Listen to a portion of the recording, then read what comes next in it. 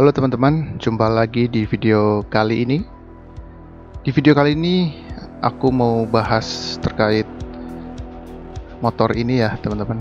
Motor ini motor saya CBR 150R K45R. Saya beli di bulan Februari, udah hampir 10 bulan ya teman-teman. Bisa dilihat perubahannya cukup signifikan, mulai dari kaki belakang, kaki depan, dan lain-lain. Kita akan bahas satu persatu ya teman-teman ya. Motor ini pun nggak langsung jadi seperti ini ya teman-teman, bertahap satu persatu. Awalnya saya ganti dekal, ini bukan dekal sih sebenarnya, ini full wrapping dan tambahan cutting stiker. Karena bahannya sudah warna seperti itu ya, bedanya sama dekal itu dia print pakai tinta.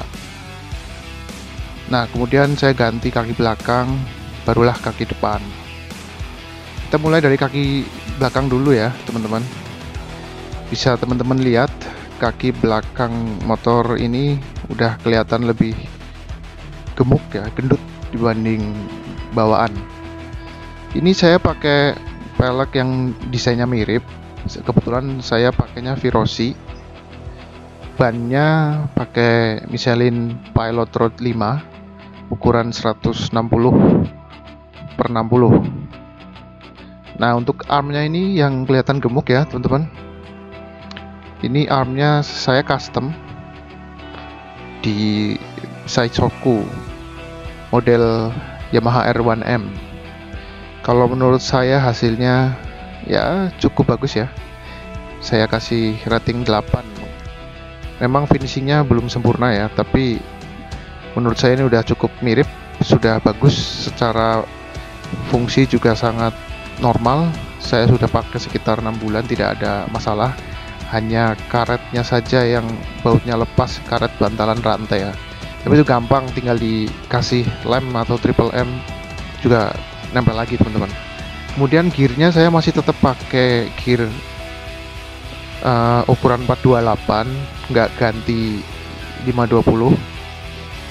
Tapi ini ukurannya saya pakai 50 ya. Tapi setelah saya pakai kayaknya ini terlalu enteng teman-teman.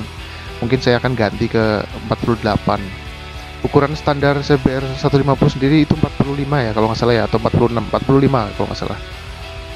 Nah peleknya sendiri sebenarnya saya pakai basis untuk motor Ninja 250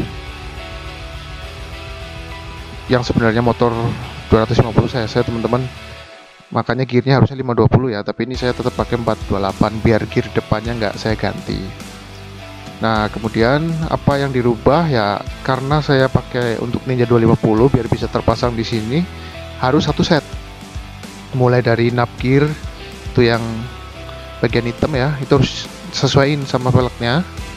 Gearnya juga otomatis harus sesuai dengan knob gearnya, nggak bisa pakai bawaan CBR. Nah rantainya tinggal menyesuaikan aja, tapi ya harusnya diganti ya teman-teman. Rantai CBR kan terkenal berisik. Kemudian kalipernya saya masih pakai bawaan. Nah untuk armnya sendiri ini PNP ya teman-teman ya, bagian depannya itu masuk persis ke rangka CBR 150 ini, karena memang custom jadi bisa dibuat menyesuaikan bentuk motor yang mau dipasang. Bisa dilihat sama teman-teman nih, armnya bagian depan itu saya nggak merubah apapun, sama bengkelnya langsung dipasang, dia nggak perlu merubah apapun. Yang di bagian belakang memang ada yang berubah ya, karena awalnya saya mau pakai pelek 4,5 inch tapi saya berubah pikiran jadi 5,5 inch. Kemudian ini knalpot juga spesial teman-teman, spesial dalam arti custom ya teman-teman ya. Saya pengen tampilannya racing underbelly tapi nggak mau suaranya berisik, jadi terciptalah bentuk yang seperti ini teman-teman. Ini terpasang silencernya di bagian belakang, tapi silencernya paten mati teman-teman, ini dilas. Selain itu juga katalis dari CBR tetap terpasang teman-teman, jadi suaranya hampir mirip kayak standar. Kalau saya ukur dia ada di batas 80 desibel ya. knalpot ini sebenarnya nggak bisa langsung masang teman-teman, kita harus sedikit buka atau longgarin baut yang bagian bodi bawah ini undercowl, karena knalpotnya nggak gantung ke footstep belakang ya, kan underbelly, dia gantungnya ke footstep depan, jadi harus dironggalin dikit.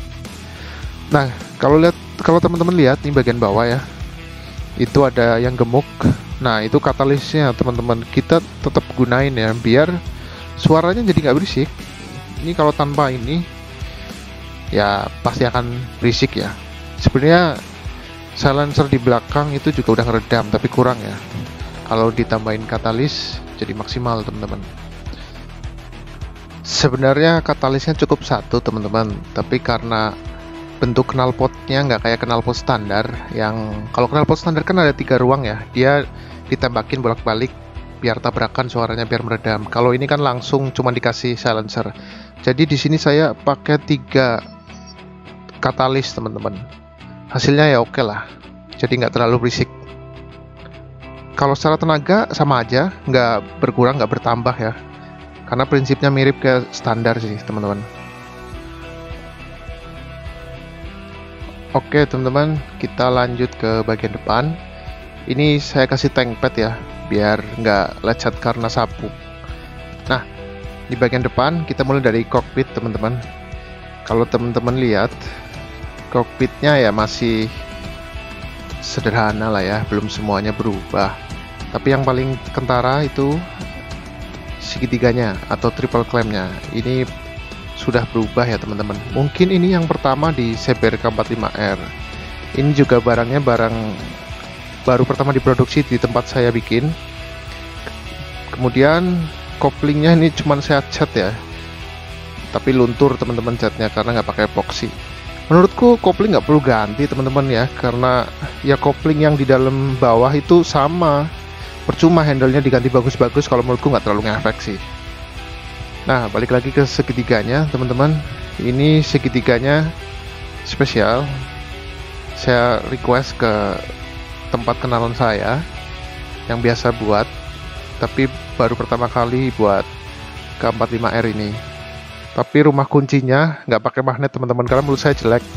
Jadi magnetnya saya buang, langsung ke kontaknya. Saya nggak takut maling karena saya sudah pasang GPS. Bukan berarti saya akan parkir sembarangan ya teman-teman, karena kalau parkir sembarangan ya tetap resiko. Cuman magnet udah nggak berguna, karena saya pernah kehilangan motor, magnetnya tetap bisa diputer sama maling. Nah, lanjut ke bagian kanan. Ini master rem saya ganti ya teman-teman ya. Saya ganti pakai Brembo RCS 17.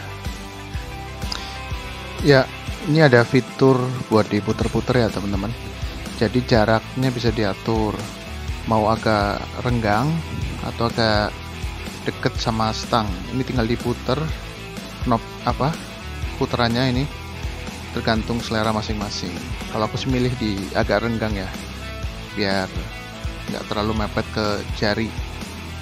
Nah, berikutnya yang diganti ya wajib ya, selang minyak remnya harus diganti. Ini malah yang harus diganti pertama teman-teman. Sebelum kita mutusin ganti yang lain di pengereman, itu justru malah selangnya dulu yang harus diganti. Barulah master remnya, baru kalipernya.